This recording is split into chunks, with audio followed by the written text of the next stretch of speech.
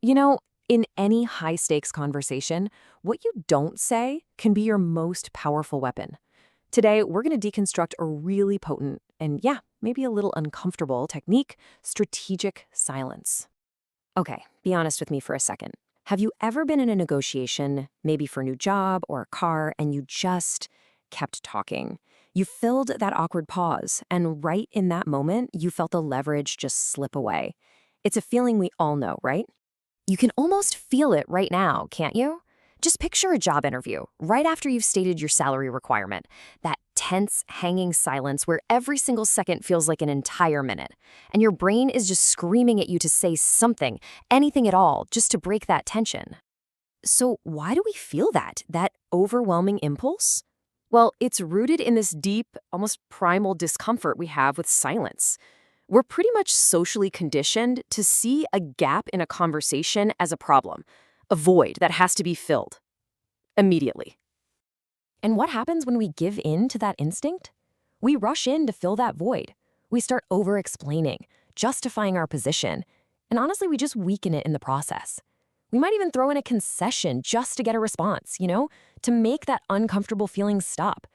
You're basically negotiating against yourself before they've even said a word. But what if we could flip that instinct completely on its head? What if that uncomfortable void wasn't a weakness at all, but a weapon? And that's the whole idea we're going to dig into today, turning silence into a powerful offensive tool. Now, notice the wording here.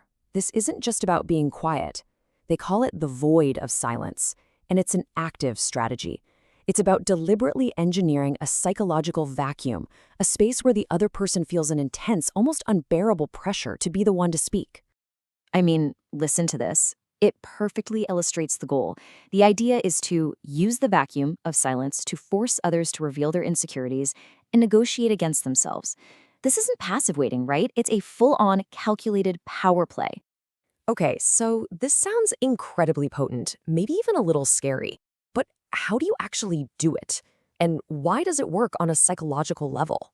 Let's break down the mechanics of how you create that pressure. The technique itself is surprisingly simple, but wow, it demands some serious self-control. It really comes down to 3 steps. 1, state your position, clearly and concisely. My asking price is X.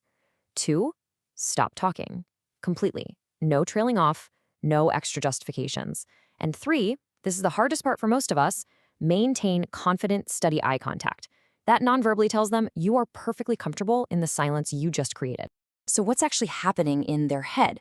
You're basically causing this psychological disruption.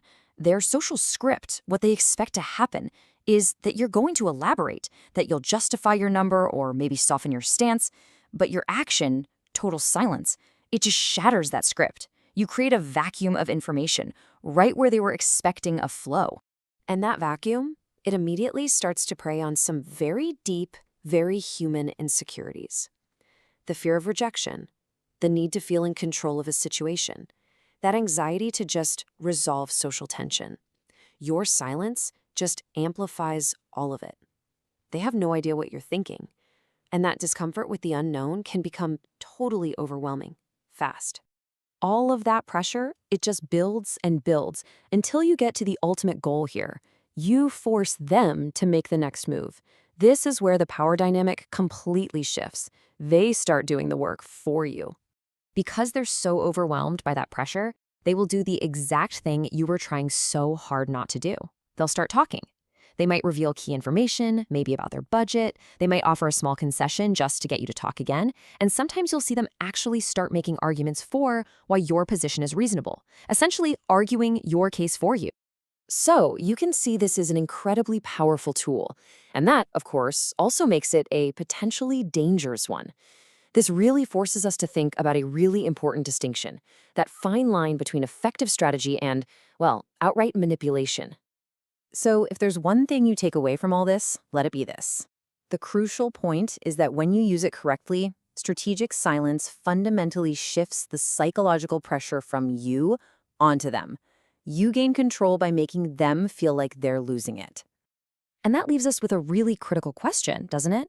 By intentionally creating these psychological vacuums to prey on someone's insecurities, are we being shrewd strategists, or are we becoming manipulators?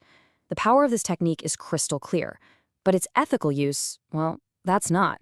Where do you draw that line?